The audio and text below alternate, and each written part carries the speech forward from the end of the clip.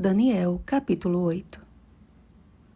Ele me disse: até 2.300 tardes e manhãs, e o santuário será purificado. Versículo 14.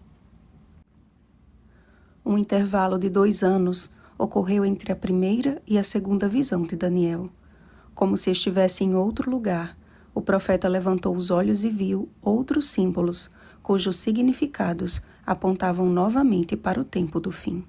Desta vez, apenas 2 animais lhe são apresentados, um carneiro e um bode. Perante Daniel estava a revelação do que haveria de acontecer no último tempo da ira.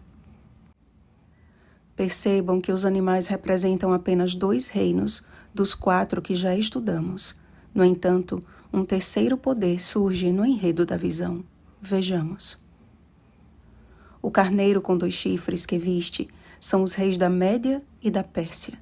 Sobre ser um chifre maior do que o outro, escreveu Henri Feyerabend. Os medos vieram primeiro, mas os persas tornaram-se os membros dominadores dessa união. Daniel, verso por verso, página 134. O próprio texto bíblico declara que o bode peludo é o rei da Grécia. O chifre grande entre os olhos é o primeiro rei. No mesmo livro, continua dizendo o seguinte: os gregos costumavam falar de si mesmos como o povo do bode e tinham esse animal como símbolo nacional. Assim como o carneiro do verso 21, o bode é claramente identificado pelo anjo como a Grécia, e o estupendo chifre é identificado como o primeiro rei, Alexandre o Grande. Daniel, verso por verso, página 135. Os 4 chifres notáveis representam os 4 dos principais comandantes do exército grego que dividiram o império entre si após a morte de Alexandre. Sobre o chifre pequeno, requer uma especial atenção. Quando no verso 9 declara que de um dos chifres saiu um chifre pequeno, ou na edição Almeida e Corrigida de 1995, onde lemos, e de uma delas, a melhor forma de compreendermos é extraindo o sentido do original hebraico. O pastor Henry continua dizendo: numa leitura superficial, pode parecer que o pequeno chifre saiu de um dos 4 chifres. Um especialista no texto hebraico descartaria essa possibilidade. Chifres em hebraico são do gênero feminino, e a palavra original correspondente a delas está no masculino. Por isso, não pode se referir aos chifres, mas sim aos ventos, que tanto podem ser no masculino ou no feminino. Daniel, verso por verso, páginas 136 ao 137. Partindo desta premissa, chegamos a uma linha de perfeita coerência entre esta visão, a visão anterior do capítulo 7 e o sonho de Nabucodonosor do capítulo 2, considerando que o chifre pequeno se refere a Roma pelos seguintes aspectos. Roma segue a Grécia em Daniel 2 e 7. É lógico que Roma também devesse seguir a Grécia em Daniel 8. Segundo, Roma levantou-se do oeste, encaixando-se assim na descrição de um poder vindo dos 4 ventos. Terceiro, o Império Romano dominou o Oriente Médio para a Terra Gloriosa. Daniel capítulo 8, versículo 9. Quarto, Roma engrandeceu-se até o príncipe do exército. Pôncio Pilatos e os soldados que condenaram e crucificaram Jesus eram todos romanos. Quinto, Roma tornou em ruínas o lugar do santuário em 70 d.C. e terminou permanentemente os sacrifícios que ali ocorriam. Daniel, verso por verso, página 138.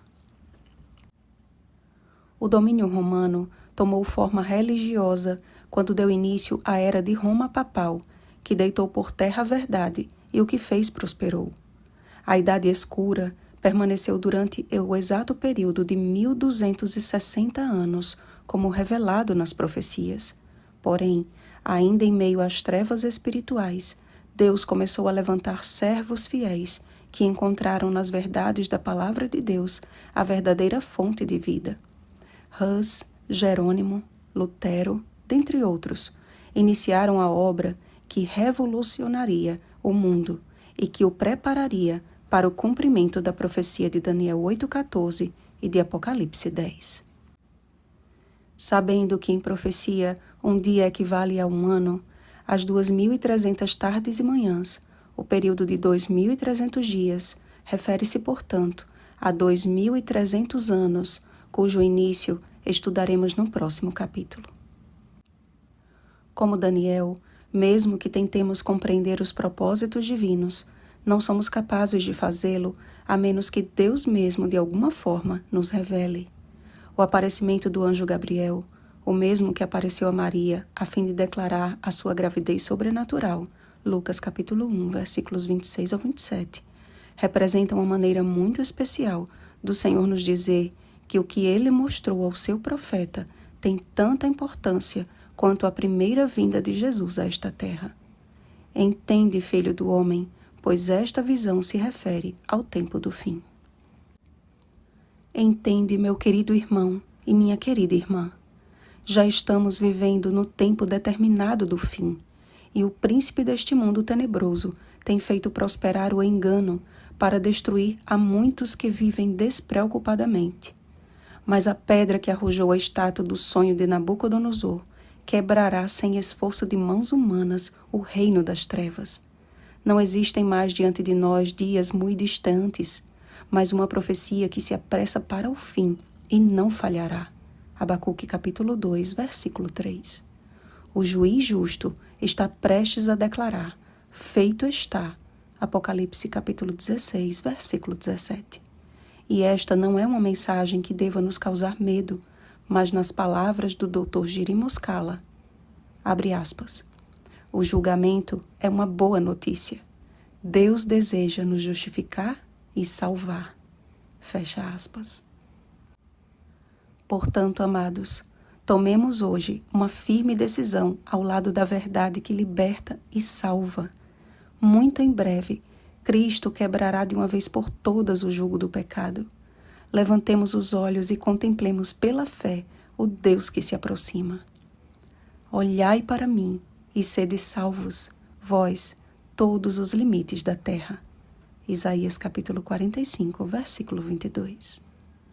Oremos, amados. Senhor, graças te damos pelo privilégio de termos em mãos a Tua palavra e as Tuas profecias. Naquele tempo, Daniel não compreendeu plenamente a significação de suas visões e sonhos, mas o Senhor permitiu que ele vivesse tempo suficiente para ver o início do cumprimento das profecias que lhe foram reveladas. E que tempo solene temos vivido! Nossa geração tem contemplado diversos eventos que revelam o cenário profético do tempo do fim e que apontam para o breve retorno de Jesus. Ajuda-nos a sermos encontrados por Ti como Daniel, íntegros, sábios e humildes. Em nome de Jesus. Amém. Vigiemos e oremos. Bom dia, libertos pela verdade que salva. Oremos pelo batismo do Espírito Santo. Oremos uns pelos outros. Rosana Garcia Barros.